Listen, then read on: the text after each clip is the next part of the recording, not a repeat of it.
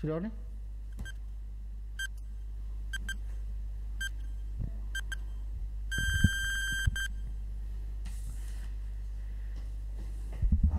Bismillahirrahmanirrahim.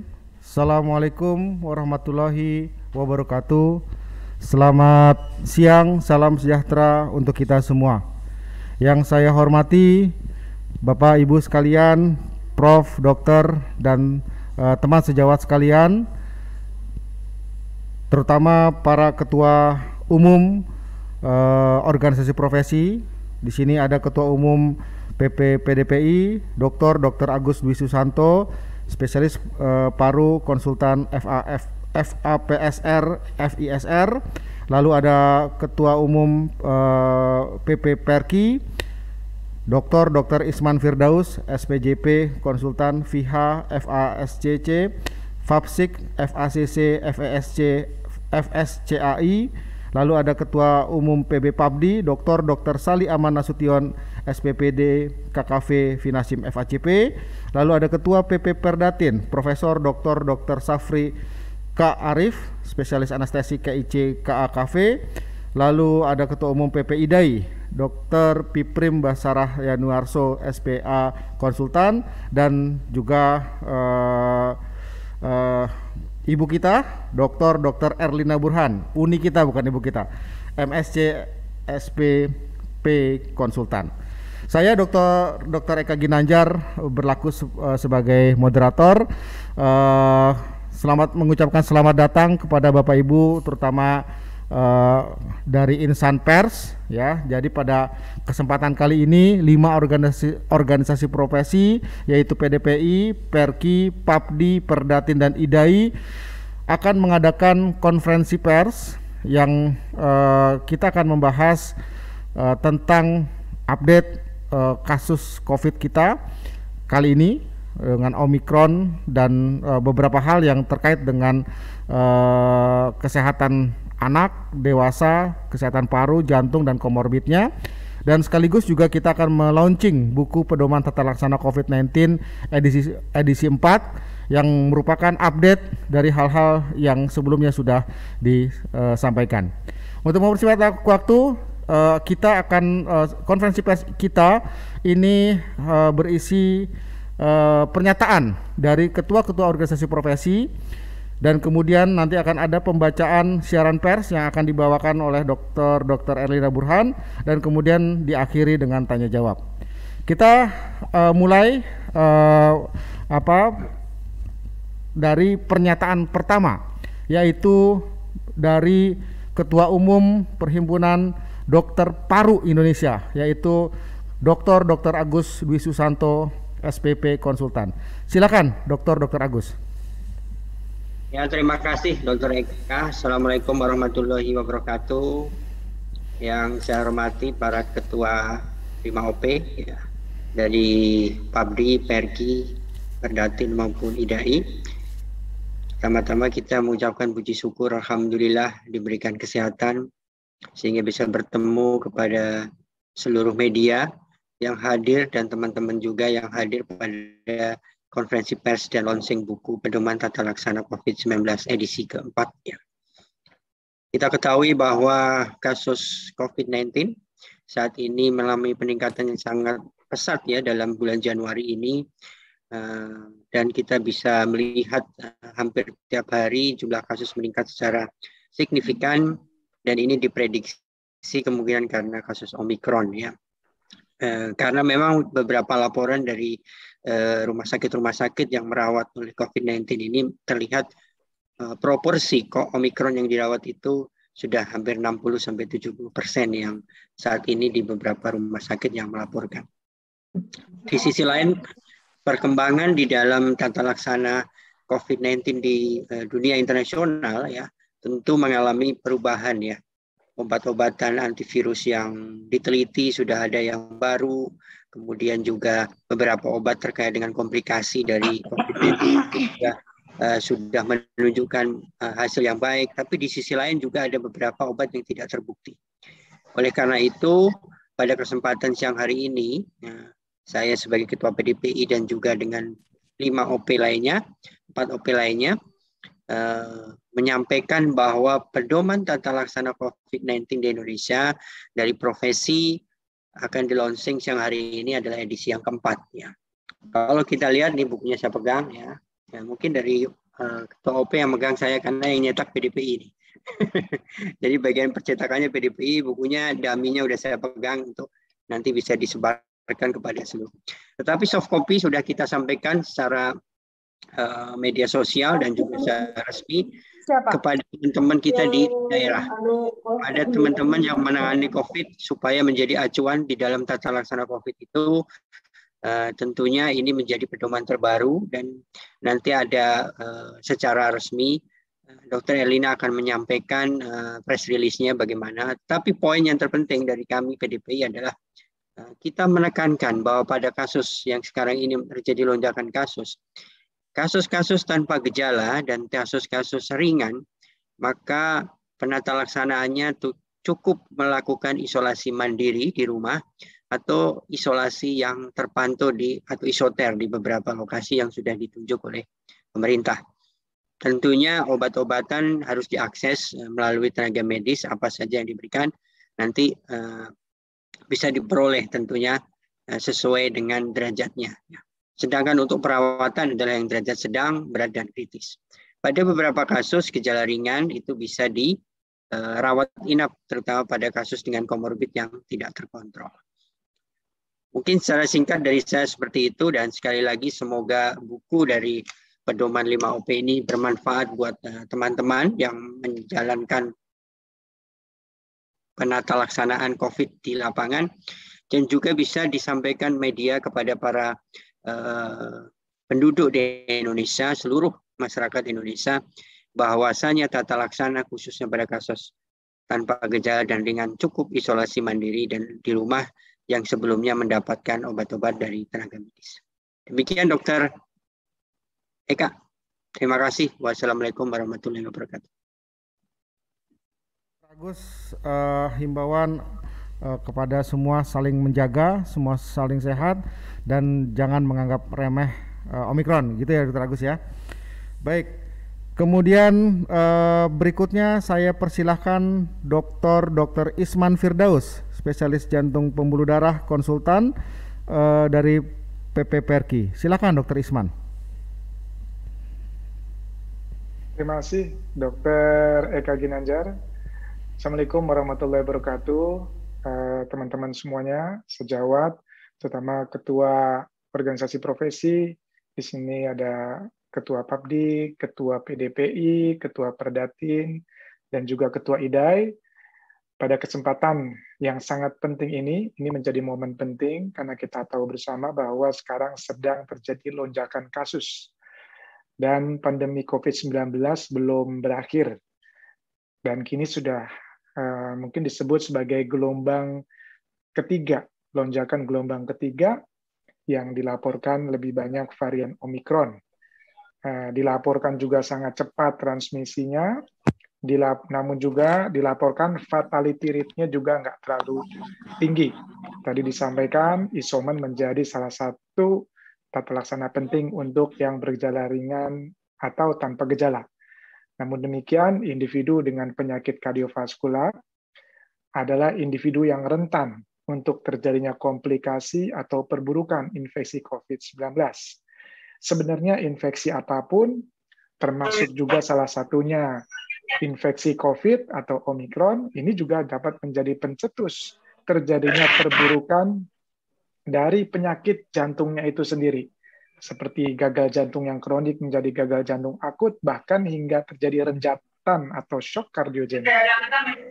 Nah, kematian pada pasien yang terkonfirmasi COVID yang disertai penyakit jantung sering dilaporkan perburukannya karena memang keparahan penyakit jantungnya itu sendiri.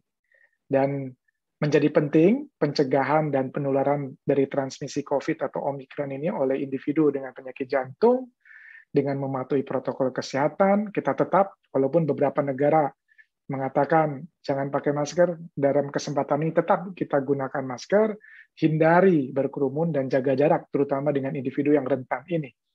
Dan vaksinasi sudah berjalan, sudah terbukti ampuh untuk menjaga individu dari perburukan COVID-19, menjadikan individu yang terinfeksi COVID individu yang sudah vaksinasi lengkap hanya mendapatkan gejala ringan atau tanpa gejala bahkan apabila terpapar COVID. Nah, ini laporannya demikian sebagian besar.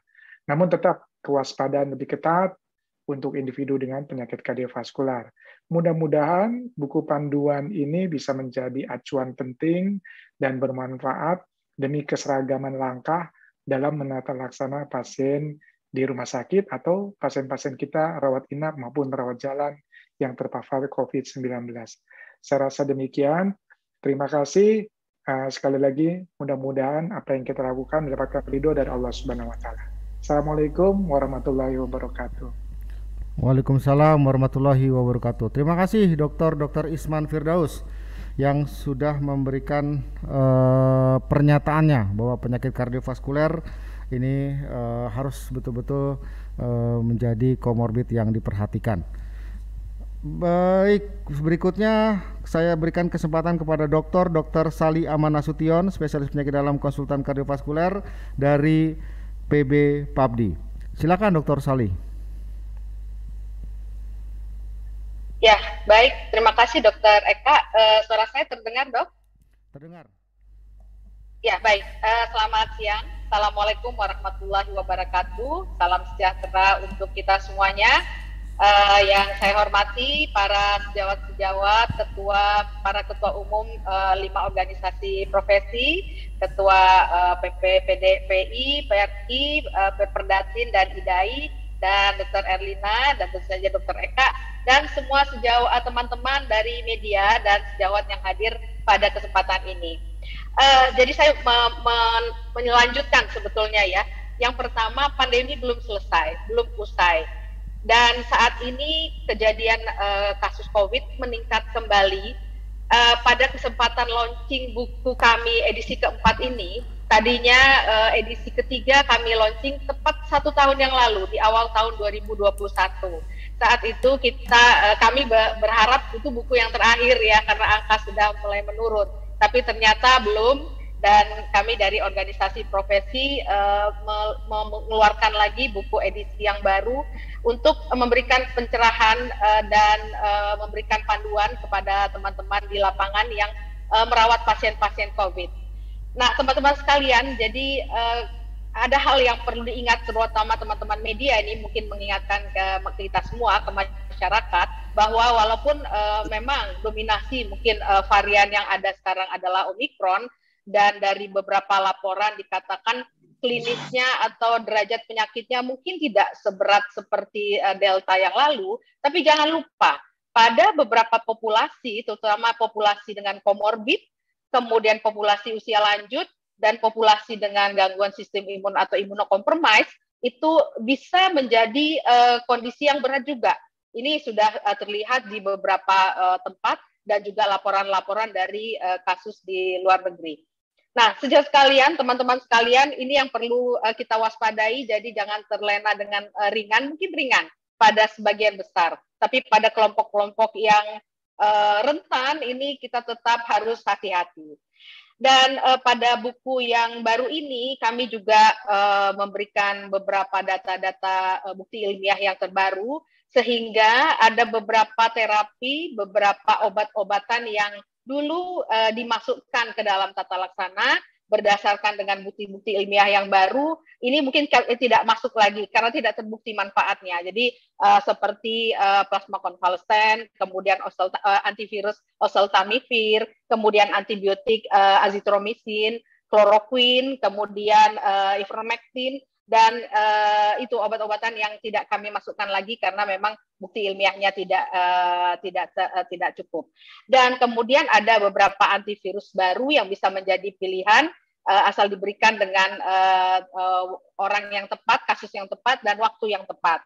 Dan juga kita tahu ada gangguan pembekuan darah yang terjadi akibat penyakit COVID ini, dan di buku yang terbaru ini juga ada beberapa pilihan antikoagulan atau obat-obat pencegah pembekuan darah yang baru. Dan teman-teman sekalian, kembali satu hal lagi yang sama-sama mungkin kita harus sukseskan, yaitu vaksinasi, karena terbukti vaksinasi ini sangat membantu untuk semua populasi, sehingga ini juga menjadi salah satu terapi di dalam tata laksana COVID-19 ini, baik pada varian Omikron maupun varian-varian yang lainnya. Dengan kita bersama-sama menghadapi pandemi ini, bersama-sama kita sejawat-sejawat dokter sekalian yang merawat pasien-pasien COVID dengan memberikan tata laksana yang sesuai evidence, dan kami mencoba memberikan panduannya dari buku pedoman ini. Mudah-mudahan bermanfaat, dan terima kasih sekali lagi untuk teman-teman media. Mudah-mudahan hal-hal kebaruan ini bisa disampaikan ke masyarakat dan bisa membantu lebih banyak lagi pasien-pasien kita. Terima kasih dari kami, dari PAPDI. Assalamualaikum warahmatullahi wabarakatuh. Waalaikumsalam warahmatullahi wabarakatuh. Terima kasih Dr. Sali. Yang saya coba tadi kutip adalah vaksinasi ya Dr. Sali ya. Vaksinasi merupakan hal yang penting sekali ya, setidaknya kalaupun terkena COVID akan menjadi ringan kasusnya, mudah-mudahan. Baik, terima kasih Dr. Sali atas pernyataannya. Kemudian silakan dari Perdatin Profesor Dr. Safri Ka'arif, spesialis anestesi KIC KAAKV. Silakan Prof. Safri. Terima kasih Dr. Eka. Bismillahirrahmanirrahim. Assalamualaikum warahmatullahi wabarakatuh. Salam sehat buat kita semua. Yang terhormat teman-teman dari organisasi profesi yang senantiasa mengawal selama pandemi sampai saat ini. Teman-teman dari PDPI, dari PAPDI, Perki, IDAI, dan ya kami dari Perdatin. Ya, jadi kami sebetulnya adalah backliner ya. Anestesi dan Perdatin itu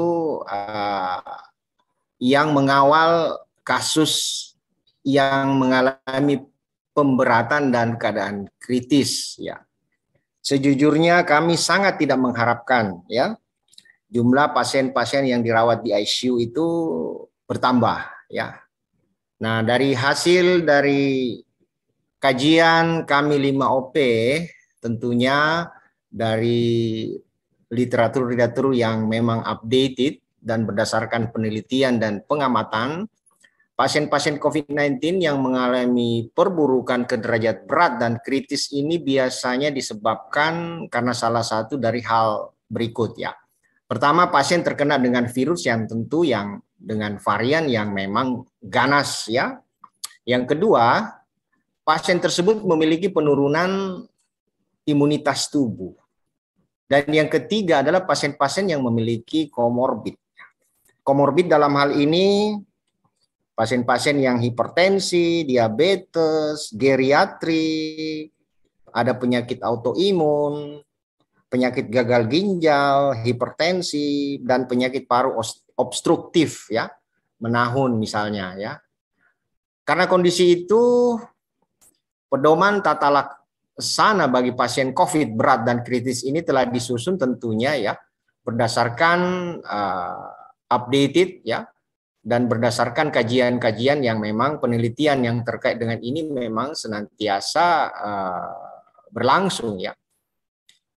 Namun dalam kondisi pandemi yang saat ini kita lihat ya, pasien-pasien mulai banyak yang terkonfirmasi, ya tentunya kita harapkan tidak menjadi berat dan kritis. Oleh karena ini akan berdampak pada mortality dan morbidity pasien-pasien di ICU. Apatah lagi misalnya kapasitas-kapasitas ICU yang juga akan mengenai nakes-nakes kita ya. Ini kan semuanya kita tidak harapkan ya. Dan angka kematian tentunya kita harapkan tidak menjadi hal yang seperti pada puncak-puncak pandemi tahun lalu itu ya. Kita harapkan tidak terjadi ya. Untuk itu tentunya di saat tenaga dokter dan tenaga kesehatan telah berupaya maksimal, Perdatin mengharapkan ya, tentunya kita harapkan masyarakat berupaya sungguh-sungguh secara optimal melakukan upaya pencegahan dan deteksi dini ya. Kita melakukan melalui 5M, 3T, dan tadi disebutkan oleh Dr. Sally ya, vaksinasi ya.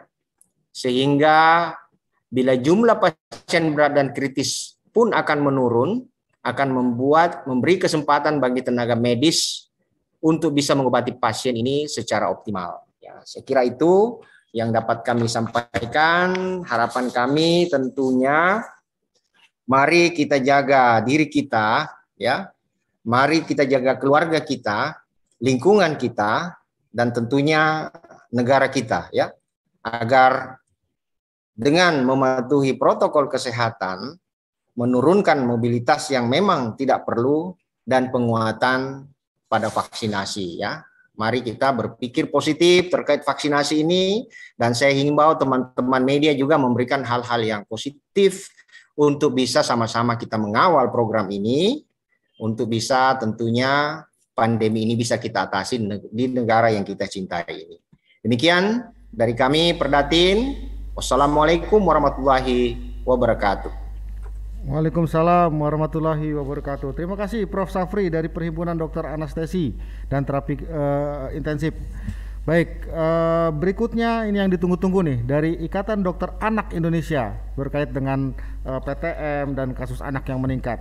Silakan Dr. Piprim Basarah Yanuarso, spesialis anak konsultan. Iya. Terima kasih Dr. Eka. Suara saya apakah terdengar? Terdengar jelas, Dok. Ya. Assalamualaikum warahmatullahi wabarakatuh. Yang saya hormati para ketua organisasi profesi ya. Prof. Syafri, Dr. Sali, Dr. Isman, Dr. Agus, dan juga Bu Erlina, Uni Erlina Burhan, dan semua rekan-rekan media, serta seluruh hadirin yang ikut hadir. Saya kira ini banyak sekali ya, 947 yang hadir ya, luar biasa ya. Saya tadi sampai nggak bisa masuk berkali-kali. Jadi pada kesempatan ini kami dari IDAI pertama-tama memberikan apresiasi kepada pemerintah ya, yang sudah memutuskan mengubah PTM 100% menjadi 50%. Ya lumayan lah, walaupun usul kami adalah PJJ dulu ya, tapi udah lumayan 50%. Dan ada opsi untuk orang tua bisa memilih daring ya, dalam rangka merespons lonjakan kasus COVID ini. Namun demikian, evaluasi secara berkala itu perlu dilakukan ya, dan update data juga harus terus dilakukan. Kami dari Ikatan Dokter Anak Indonesia, alhamdulillah setiap pekan ya, setiap Senin itu kami mengumpulkan data melalui rapat koordinasi para ketua IDAI cabang seluruh Indonesia ya. Dan laporan versi Senin terakhir itu luar biasa lonjakan kasusnya, khususnya yang ada di Jawa dan Bali ya. Kalau di luar itu belum terlalu terasa, tetapi di Jawa dan Bali itu luar biasa lonjakan kasusnya ya. Dan walaupun sebagian besar bergejala ringan ya, namun jangan disepelekan bahwa kasus-kasus berat itu sudah mulai dilaporkan ya. Ada yang MISC dengan penurunan kontraktilitas jantung sehingga pasiennya mengalami gagal jantung ya. Kemudian juga bentuk long COVID lainnya ya. Ada juga yang dilaporkan mengalami diabetes mellitus ya pasca menderita COVID ini. Oleh karena itu, walaupun sebagian besarnya ringan, tetapi kami atau kita semua tentu tidak ingin ya ada yang terkena komplikasi berat ini ya. Karena sifat dari varian Omikron ini yang sangat-sangat infeksius, penularannya sangat luar biasa, maka yang sedikit itu bisa jadi banyak juga gitu ya. Yang sedikit itu bisa jadi banyak juga ketika penularannya luar biasa masif. Oleh karena itu kami menghimbau agar orang tua ya bisa mempersiapkan anaknya untuk bisa cakap mengerjakan protokol kesehatan, ya. Bagi anak-anak usia di atas 2 tahun agar bisa memakai masker dengan benar, bisa membudayakan cuci tangan, menjaga jarak, menghindari kontak erat dan menjauhi kerumunan, ya. Saat ini sangat tidak disarankan membawa anak ke keramaian, ya, ke mall, pusat perbelanjaan, nonton bioskop apalagi, ya, dan kemudian berada dalam lingkungan dengan ventilasi yang tertutup, ya. Jadi hal-hal seperti ini sangat perlu diperhatikan oleh para orang tua, ya. Nah, kemudian jika anak sudah terpapar COVID, yang pertama dilakukan adalah jangan panik. Ya, ini orang tua itu biasanya kalau anaknya sudah di swab dan kemudian positif, panik duluan yang ada, ya. Nah, ini kami sampaikan bahwa jangan panik karena kepanikan itu menutup akal. Ya, kita nggak bisa mikir apa-apa, ya. Sebaiknya lakukan layanan telekonsultasi. Lakukan pemantauan tanda-tanda kegawatan atau tanda bahaya yang bisa dialami oleh anak, ya. Ini kami dari IDAI juga dari Kemkes itu ada panduan isolasi mandiri terpantau bagi anak-anak, ya. Nanti mungkin bisa dicari, itu sudah kita edarkan juga. Jadi yang paling penting adalah memantau kondisi anak kita, ya. Jangan memberikan obat sembarangan, ya. Karena obat-obat untuk COVID ini seyogianya diberikan oleh dokter dan hanya diberikan pada yang bergejala sedang dan berat atau kalaupun gejala ringan yang disertai dengan komorbid, ya.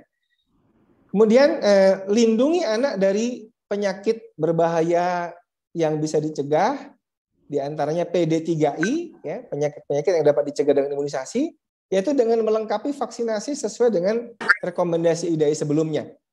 Ini sering sekali dilupakan, ya, karena kita takut dengan situasi pandemi ini, maka vaksin-vaksin rutin itu juga terlupakan.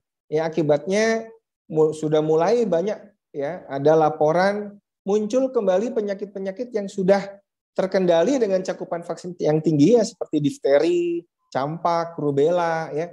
Dan ini tentu saja kita tidak harapkan dan menjadi tugas kita semua untuk tetap mengedukasi masyarakat agar vaksinasi rutin itu juga perlu dilakukan. Kemudian juga cegah anak menjadi pengidap komorbid akibat gaya hidup yang salah, ya. Bapak Ibu sekalian, banyak sekali laporan anak-anak yang menjadi obes pada saat pandemi ini. Padahal obesitas adalah komorbid yang penting yang bisa membuat penyakit COVID menjadi fatal, ya. Ini karena saking sayangnya dengan anak, anaknya sedang sekolah PJJ, diberi snack, makan tanpa henti, akibatnya berat badannya bisa naik 10 kilo, 20 kilo, anak yang tadinya sehat-sehat, kemudian menjadi pengidap komorbid karena perlakuan salah dari para orang tuanya. Kemudian untuk bayi yang lahir dari ibu yang positif, namun ibunya gejala ringan atau tanpa gejala, dan bayinya bugar, ya, bayinya aktif, kondisi ini tidak ada larangan untuk memberikan ASI kepada bayi yang dalam kondisi tersebut. Tentu saja dengan ada panduan dari petugas, ya. Jadi pada panduan terbaru ini juga disebutkan tentang long COVID, sehingga sebaiknya anak-anak pasca menderita COVID bisa memeriksakan kesehatannya kepada dokter secara berkala, ya. Jadi terakhir saya tegaskan kembali bagi para orang tua, jangan panik, namun tetap waspada dan disiplin. Tugas pelayanan kesehatan adalah 3T, ya, testing, tracing, treatment. Sedangkan tugas masyarakat adalah 5M plus vaksinasi, ya. Kemudian saya kira tadi juga saya tekankan kembali terakhir, jangan keluar rumah dan pergi ke kerumunan apabila tidak diperlukan. Dan kemudian juga Kalau sakit jangan ragu-ragu untuk membawa ke rumah sakit, ya. Jangan sampai ditahan-tahan. Anaknya sudah sesek, sudah nafasnya cepat, nafasnya sela dadanya, iganya melesak-melesak, tanda pneumonia, karena takut dengan kondisi yang ada kemudian tetap di rumah saja. Ini berbahaya. Jadi antara kepanikan dan pembiaran ini dua-duanya tidak benar. Yang betul adalah kita proporsional sesuai dengan apa yang dihadapi. Ya, terima kasih. Saya kira itu aja, Dr. Eka. Assalamualaikum warahmatullahi wabarakatuh. Waalaikumsalam warahmatullahi wabarakatuh. Banyak sekali pesan untuk anak-anak kita, generasi penerus bangsa. Jangan sampai sakit di usianya yang masih sangat belia. Jadi Bapak Ibu sekalian, terutama para jurnalis, tolong sampaikan kepada masyarakat untuk kita jaga anak-anak kita. Jangan sampai terkena COVID. Ya, tadi Dr. Fipri menyampaikan ada MIS-C di mana ada sampai kelainan jantung dan lain sebagainya. Kecil angkanya, tetapi ketika kena itu musibah untuk kita semua. Baik, terakhir adalah pembacaan siaran pers oleh Dr. Erlina Burhan. Sebelumnya saya mengingatkan kepada teman-teman wartawan, ini acara ini utamanya adalah untuk teman-teman wartawan. Jadi kalau ada pertanyaan bisa ditulis di kolom chat dan tulis dari media mana. Mohon maaf karena pesertanya sampai 1.000 orang bahkan lebih di link yang satunya lagi itu 1.000 lebih, maka kita sulit untuk bisa tanya jawab seperti ini. Tapi bisa dituliskan di kolom chat, nanti tuliskan dari media mana dan saya akan lakukan akan bacakan pertanyaannya. Teman-teman sekalian, di konferensi pers ini terakhir akan ada pernyataan pers dari 5OP yang akan dibacakan oleh Dr. Erlina Burhan, dan mungkin sedikit ada paparan dari Dr. Erlina Burhan terkait dengan kondisi terkait saat ini. Silakan Dr. Erlina. Terima kasih Dr. Eka. Assalamualaikum. Saya ingin juga salam sehat kepada para ketua umum dari 5 organisasi profesi, sahabat-sahabat saya yang sama-sama berjuang sudah 2 tahun lebih untuk segera bebas dari pandemi. Mudah-mudahan bisa ya dengan bantuan semuanya. Dan saya berterima kasih ini sudah didaulat untuk menyampaikan narasi atau isi dari konferensi pers kita kali ini. Dr. Eka, terlihat ya, apakah terlihat ini slide-nya? Dan suara saya apakah terdengar juga? Kelihatan. Jelas. Oke, baik, terima kasih. Mbak, kok bisa ini, Ya, ini konferensi pers ini kami adakan untuk selain peluncuran buku pedoman tata laksana yang edisi keempat, jadi sudah 4 edisi ini, juga merupakan pembukaan atau pendahuluan sebelum nanti kita jam 1.30 masuk dalam webinar yang membahas tentang berbagai topik yang ada di buku kami, dan ini diwakili oleh para pakar dari masing-masing organisasi profesi. Ya, kita semua tahu bahwa Indonesia sudah memasuki gelombang ketiga untuk penyebaran kasus COVID-19 ini, dan yang mendominasi saat ini adalah varian Omicron ya, dan kita juga tahu Omicron ini ternyata ada subvariannya, ada turunannya yaitu BA1, BA2 dan BA3, dan Omicron yang sekarang kita bicarakan umumnya adalah BA1. Ya, dan tentu saja mudah-mudahan juga kita tidak terpaku hanya kepada Omicron, kita juga hati-hati dengan Delta yang lebih berat. Ya, jadi Omicron dikatakan lebih ringan dibandingkan Delta, tapi yang seperti yang dikatakan oleh Dr. Sali tadi, kita jangan sampai terpesona oleh kata-kata lebih ringan ini. Kenapa? Karena kalau mengenai atau menimpa kelompok tertentu seperti lansia, ada komorbid, anak-anak, atau yang belum divaksin, maka biasanya gejalanya akan lebih berat. Dan data-data menunjukkan bahwa dalam 2 minggu terakhir saja, ini lebih dari 10 kali lipat peningkatan kasusnya. Ini menunjukkan bahwa memang varian Omicron ini sangat-sangat mudah menular.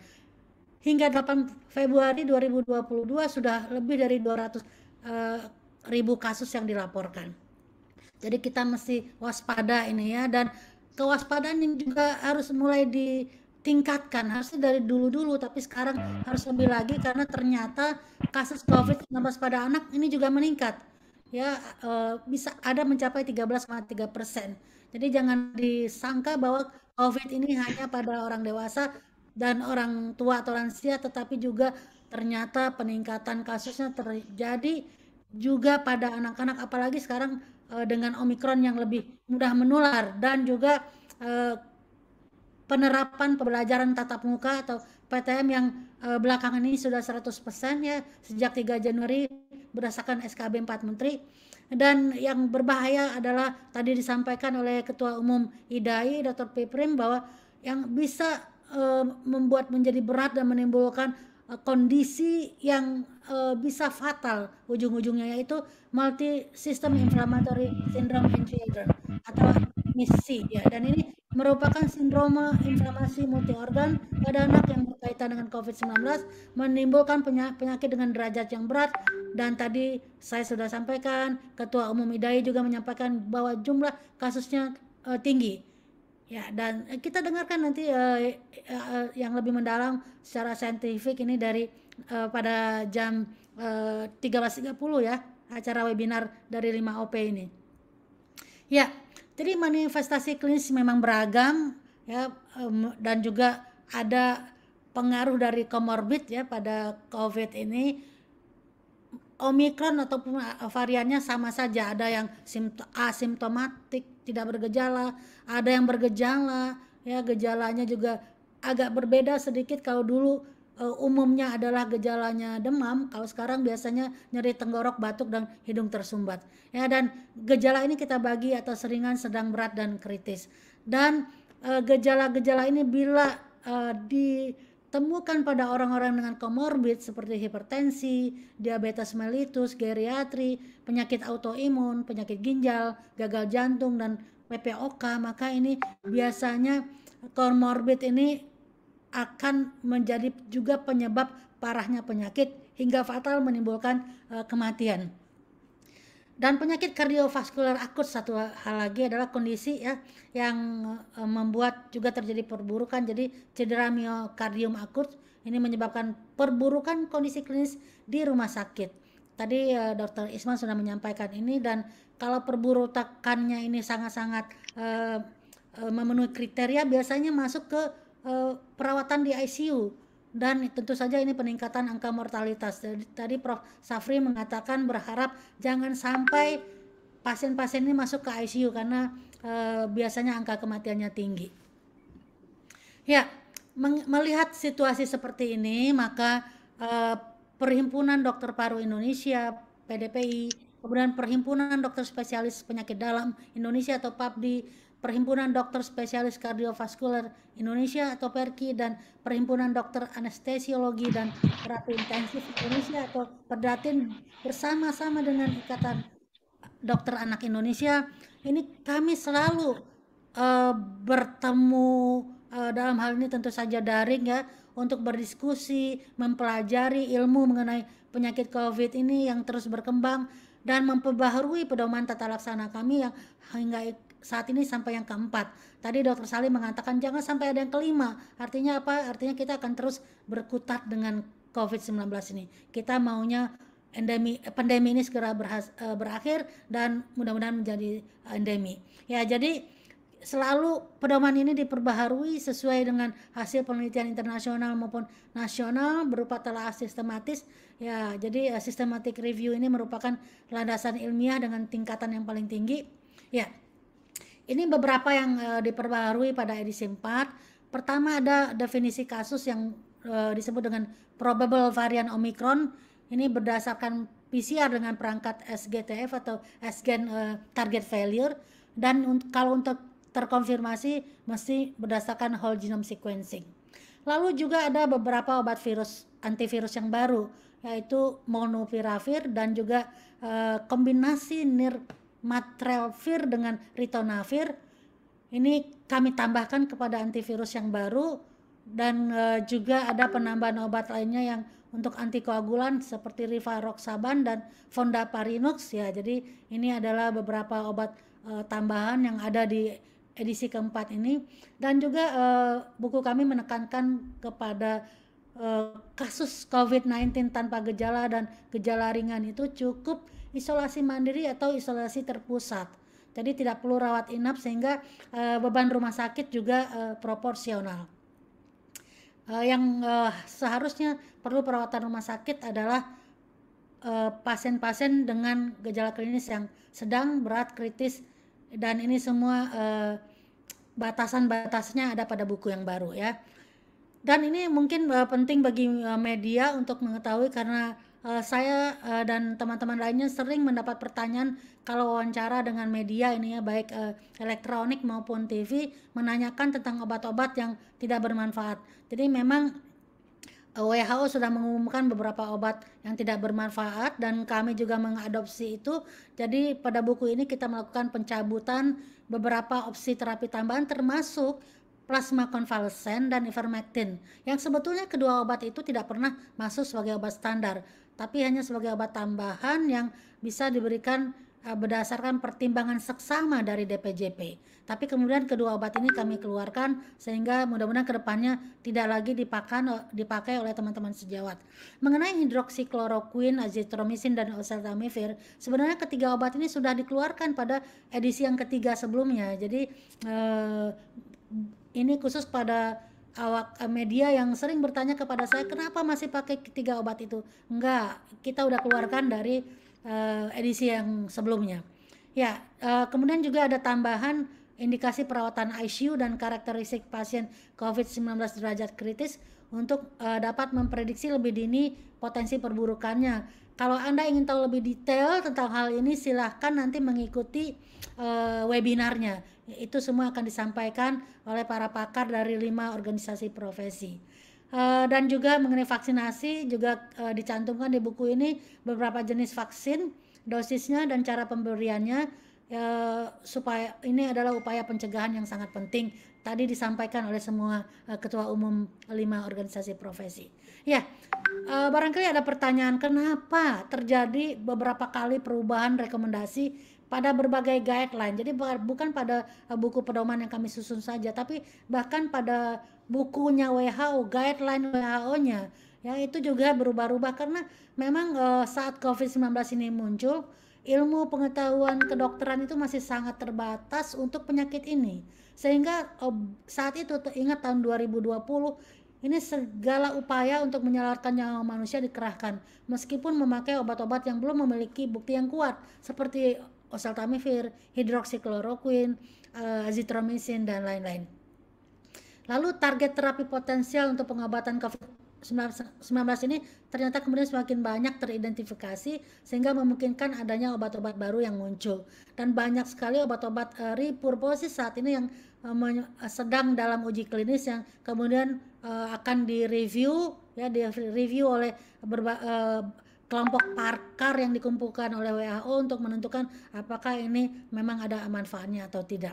Nah, hasil uji klinis yang positif belum dapat diterima secara mutlak, tapi juga harus dibandingkan dengan beberapa uji klinik yang lain yang serupa.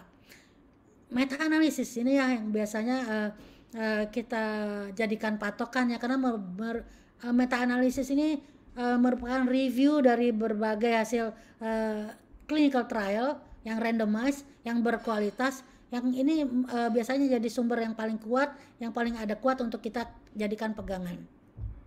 Oleh sebab itu guideline atau panduan praktek klinis atau pedoman COVID-19 seperti buku yang kami punya ini, yang kami persembahkan untuk semua teman-teman sejawat, ini harus selalu diupdate secara berkala, mengikuti perkembangan data ilmiah yang terbaru. Jadi itulah kenapa kemudian sering terjadi perubahan rekomendasi pada berbagai guideline. Jadi bukan karena ini para dokter pelin-pelan atau suka-suka, enggak, ini kita updated mengikuti perkembangan yang terjadi. ya sebagaimana virus juga. Terakhir sebagai penutup, karena saya hanya diberikan waktu 5 menit, sebagai penutup ingin disampaikan bahwa dengan disusunnya buku pedoman terbaru ini, kami harapkan tentu saja bahwa para dokter teman sejawat di seluruh Indonesia dapat menerapkannya sesuai dengan kondisi wilayah kerja masing-masing, sehingga penata laksanaan pasien dapat dilakukan dengan tepat dan berbasis bukti, jangan berbasis opini. Selain itu, upaya untuk mengakhiri pandemi harus dilakukan secara komprehensif, tidak hanya menata laksana pasien yang terinfeksi saja, tetapi vaksinasi dan penerapan protokol kesehatan sama pentingnya untuk mencegah penularan dan mencegah penyakit menjadi berat. Meskipun demikian atau oleh sebab itu, maka buku pedoman ini merupakan living document. Ini adalah kata kunci yang selalu kami pakai bila mana kami rapat mengadakan evaluasi ya. Ini living document yang akan terus diperbarui sesuai dengan perkembangan penyakit, perkembangan virus yang terus bermutasi, dan juga perkembangan obat-obatan berdasarkan data-data yang terbaru. Jadi demikian narasi press release dari kami. Mudah-mudahan ada manfaatnya buat semuanya. Dan saya ingatkan kembali, jangan lupa kalau ingin tahu apa saja updated yang ada pada buku edisi yang keempat, ikuti webinar kami jam 13.30. Saya mendengar dari panitia sudah terdaftar 7.500 peserta, dan sepertinya ini kita bisa semua akomodasi ya. Terima kasih. Assalamualaikum warahmatullahi wabarakatuh. Saya kembalikan kepada Dr. Eka. Terima kasih Dr. Eka. Waalaikumsalam. Terima kasih Dr. Erlina paparannya. Jadi press release-nya, materi press release-nya sudah di-share di grup chat room ya. Silakan teman-teman media kalau mau mendownload silakan, atau bisa menghubungi Mbak Elizabeth dari Humas untuk bisa mendapatkan press release-nya. Untuk rekaman tadi banyak dari wartawan menanyakan rekaman. Kita akan nanti berikan linknya melalui kanal YouTube. Kita tidak langsung YouTube, tetapi kita akan berikan linknya tidak secara live seperti ini. Baik, Bapak Ibu sekalian, kita akan setelah ini akan ada acara webinar untuk acara ilmiah ya, sehingga untuk dokter. Tapi untuk ini kita akan berikan kesempatan beberapa pertanyaan yang sudah masuk. Saya akan mengutamakan pertanyaan dari wartawan ya, karena ini memang judulnya konferensi pers. Tapi memang banyak masyarakat umum, awam, dan para dokter juga ingin tahu tentang apa aja update-nya. Untuk para dokter kami persilahkan untuk bertanya, untuk mengikuti webinar di setelah acara ini di link yang bisa masuk melalui website masing-masing organisasi profesi. Ya, bisa masuk link di sana atau di link yang di chat sudah di-share tadi. Baik. Ini beberapa pertanyaan dari wartawan saja, langsung saya bacakan. Nanti bisa kita punya waktu mungkin 10 menit untuk bisa menjawab secara ringkas saja teman-teman sekalian. Pertama dari Erlangga Antara TV, izin bertanya mengenai dampak Omikron pada anak. Jadi ini mungkin pada Dr. Piprim ya. Bagaimana tingkat keparahan bila anak terpapar Omikron? PTM masih berjalan bahkan di wilayah PPKM level 3. Bagaimana pandangan IDAI? Apa rekomendasinya? Obat antivirus baru dan terapi tambahan. Waktu gelombang 2 varian Delta setidaknya ada 6 obat antivirus dijual di pasaran. Tapi menurut Satgas Covid ID ada efek samping berbahaya yang mengintai. Apa saja efek sampingnya? Tanggapan ID terkait obat terapi COVID yang sedang disiapkan pemerintah khususnya Molnupiravir. Nah, ini banyak pertanyaannya dari Erlangga. Mungkin dari IDAI dulu menanggapi tentang PTM. Silakan Dokter Piprim. Ya. Singkat-singkat saja Dok ya, karena waktu kita terbatas. Oke. Ya memang untuk PTM ini kan dari awal kami IDAI tidak merekomendasikan ketika apalagi positivity-nya sudah di atas 8% ya. Dan memang terbukti kemudian ketika sudah meningkat sekali positivity-nya dan PTM-nya diberhentikan ya. Omikron ini kan sangat menular. Jadi ketika PTM kita bisa bayangkan ya, ada satu saja yang sakit kemudian menular ke semua itu bisa kemana-mana virusnya ya. Sehingga kami makanya memuji langkah pemerintah untuk menunda PTM 100% ini dan ada opsi pilihan daring. Adapun dampak Omikron pada anak, tadi sudah disinggung bahwa sebagian besarnya adalah ringan, ya, gejalanya ringan, sebagian besarnya. Namun ini tidak boleh melenakkan kita, karena ada, ya, saya sendiri pernah menemukan pasien dengan kontraktivitas jantung yang sangat menurun, ya, pasca terkena COVID, ya. Ini yang disebut dengan MISC tadi, ya. Juga ada beberapa laporan pasien yang menderita diabetes pasca terkena COVID ini. Memang kejadiannya tidak banyak, ya, tetapi tetap saja kita waspada, dan yang paling penting adalah mencegah supaya anak tidak tertular Omikron ini. Terima kasih, Dokter. Baik, terima kasih Dokter Piprim. Lalu pertanyaan berikutnya dari dari Pak Erlangga Antara TV ini, bagaimana tentang antivirus baru dan terapi tambahannya? Karena sebelumnya ada 6 obat antivirus yang ada di pasaran, dan bagaimana tentang molnupiravir? Silakan nih, mungkin dari Dokter Agus atau Dokter Erlina menjawabnya. Ya, saya sedikit, nanti Dokter Erlina melanjutkan, ya. Jadi memang untuk edisi yang sekarang yang kita sesuaikan menggunakan obat yang baru, ada tadi obat baru yaitu molnupiravir dan Paxlovid, ya. Ini adalah obat antivirus yang baru, dan obat ini juga sudah digunakan di dalam paket dari kementerian, ya, molnupiravir. Nah, tentunya ini sudah sesuai dengan rekomendasi dari profesi, dan dapat dipakai pada kasus yang ringan sedang, terutama yang berisiko untuk meningkatkan terjadinya perburukan. Jadi obat ini molnupiravir memang direkomendasikan dan ada dalam buku 5 OP. Mungkin saya cukup sekian aja, Dokter Erlina bisa tambahkan. Silakan Dokter Erlina. Baik, terima kasih Dokter Eka. Di buku kami sekarang ini ada 4 obat antivirus yang kita pakai. Pertama Favipiravir, kemudian molnupiravir, dan Paxlovid tadi sudah disampaikan oleh Dokter Agus, dan kita juga punya remdesivir yang kita pakai biasanya IV untuk pasien-pasien yang berat. Ya, mengenai obat-obat yang dulu beredar di masyarakat seperti hidroksikloroquine, kemudian ada ivermectin, ada azithromycin, itu sudah tidak masuk lagi ke dalam pedoman kami. Bahkan ivermectin itu nggak pernah masuk ke dalam standard of care, tidak pernah menjadi obat standar. Hanya waktu itu di narasi buku yang edisi 3 dikatakan ivermectin masih dalam rangka uji klinis. Jadi kalau ingin memakai pun DPJP harus mengikuti uji klinis, bukan untuk pelayanan biasa kepada pasien. Baik, terima kasih. Sudah jelas ya untuk teman-teman wartawan bahwa ada 4 antivirus yang dipakai untuk saat ini. Baik, berikutnya adalah pertanyaan dari suci.detik.com. Mohon maaf, ada yang bocor. Oke, dari suci.detik.com. Ini untuk idai lagi Dokter Piprim nih. Tadi sudah dijelaskan tentang apa dampaknya pada anak. Dari Mbak Suci ini bertanya, apa gejala khasnya yang dialami anak ketika mengidap Omikron, termasuk untuk bayi dan balita? Silakan Dokter Piprim. Ya, sebagian besar itu gejalanya pada saluran pernafasan atas, ya, batuk pilek, anget, nyeri tenggorokan, ya, hareeng gitu ya, kayak flu biasa, ya. Sangat sedikit yang kemudian ke paru-paru bawah, ya. Jadi kalau sekarang ini ketemu anak dengan batuk pilek anget, ya hati-hati aja, ya, waspada aja.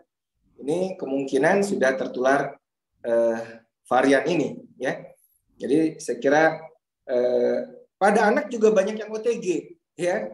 Anak banyak OTG. Oleh karena itulah pentingnya vaksinasi pada anak adalah untuk memutus mata rantai ini, ya. Jadi karena OTG dia nggak ada gejala apa-apa, tiba-tiba dia nularin ke eyangnya, ke opungnya gitu ya. Jadi itu saya kira ya, kalau gejala ringannya ya. Terima kasih. Baik, terima kasih Dokter Piprim, jelas sekali. Lalu nyambung nih dari diktaliputan6.com ke Dokter Piprim lagi. Dokter Piprim, berapa persen kenaikan kasus COVID-19 pada anak per Senin kemarin dibandingkan pekan sebelumnya? Nah, ini nanya data nih Dokter Piprim, silakan.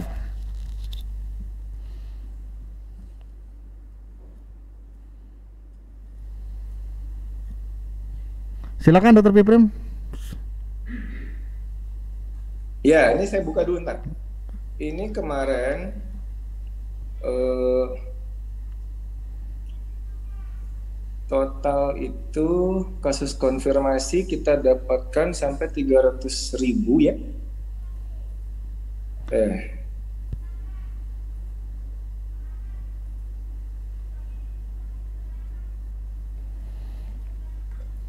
Berapa ya konfirmasi Atau itu? saya shift ke pertanyaan untuk Dr. Sali dulu ya, Dr. Piprim ya. Nanti Dr. Piprim akan menjawab ini ya. Saya cari dulu datanya ya. Ya, baik. Dokter Sali, ada pertanyaan nih untuk Dokter Sali beberapa. Yang pertama adalah yang tadi kan disebutkan obat-obat antivirus apa yang diberikan saat ini. Lalu kira-kira untuk penyakit yang ada komorbidnya, apakah semua antivirus itu bisa diberikan dan apa saja yang harus diperhatikan untuk pasien-pasien dengan komorbid yang ada? Silakan Dokter Sali. Ya, terima kasih Dr. Eka dan terima kasih untuk pertanyaannya. Jadi untuk antivirus sebetulnya sama dengan antivirus yang lain ya. Untuk yang antivirus yang sudah direkomendasikan sesuai dengan bukti ilmiah yang ada, itu bisa dipergunakan untuk pasien-pasien dengan komorbid. Nah, cuman mungkin memang yang perlu diperhatikan adalah pada populasi tertentu seperti ibu hamil, kemudian pada beberapa dengan gangguan hati, walaupun dikatakan dengan kalau gangguan hati ringan masih bisa diberikan, tapi umumnya cukup aman, Dokter Eka. Hanya memang beberapa efek samping seperti yang umum ya, seperti mual, sakit kepala, kadang-kadang muncul seperti itu. Itu barangkali Dokter Eka yang perlu diperhatikan.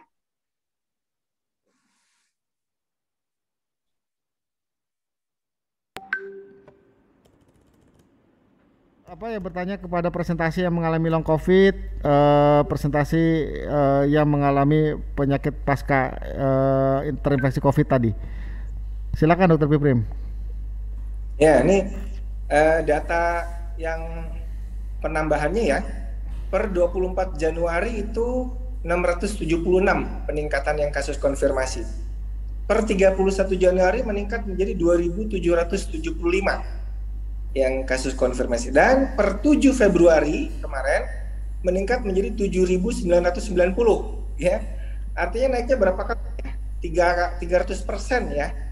Laporan dari teman-teman di cabang, kenaikannya 300% dari sebelumnya. Ini pasien anak ya Dokter Piprim ya? Ya, pasien anak, semuanya pasien anak. Kalau dibanding Januari 676 menjadi 7.990, berarti udah 1.000% lebih ya. 10 kali lipat lebih kalau dari Januari ya. Jadi kalau dari Januari 10 kali lipat ya, 1.000% lebih. Kalau dari pekan kemarin naik 300%. Jadi trennya ini luar biasa, Dokter Eka. Baik, terima kasih Dokter Piprim. Mohon maaf saya tidak bisa melanjutkan lagi, mungkin masih banyak pertanyaan karena waktunya juga. Nanti mungkin kita akan bisa bertemu lagi di lain kesempatan untuk para wartawan. Mungkin bisa juga nanti menghubungi para ketua OP untuk bisa mengkonfirmasi tadi press release-nya. Kita sudahi sampai sini. Untuk para teman sejawat sekalian, para dokter yang memang masih pengen bertanya lebih dalam lagi, pengen tahu lebih dalam lagi, habis ini langsung menyambung ke webinar PABDI 5OP untuk kita membahas tentang update buku ini lebih dalam secara seksi ilmiah. Untuk para wartawan, terima kasih atas kehadirannya. Link Zoom ini akan kami tutup, dan kemudian bagi yang pengen berminat untuk ikut webinarnya, silakan bisa masuk ke website masing-masing OP. Di situ ada linknya, atau link yang sudah disampaikan di kolom chat, ada link yang event.webinarjam.com /register dan seterusnya ya. Itu bisa diklik linknya, di situ bisa masuk. Sudah terdaftar 8.000 lebih orang untuk bisa masuk ke sini, ke webinar Jam. Kita akan ketemu di sesi webinar, yaitu sesi acara ilmiah di webinar ini. Baik, saya tutup acara kita kali ini. Terima kasih untuk para jurnalis. Semoga bisa menyampaikan berita baik kepada seluruh masyarakat, sehingga masyarakat tidak khawatir, tidak takut, tidak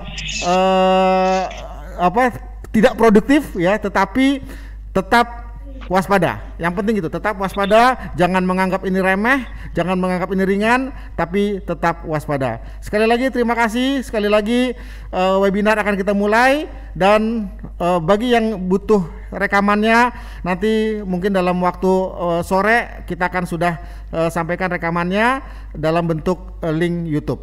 Terima kasih semuanya. Saya dari moderator mohon diri. Terima kasih kepada para ketua OP. Assalamualaikum warahmatullahi wabarakatuh. Waalaikumsalam. Waalaikumsalam warahmatullahi Terima kasih wabarakatuh. semua.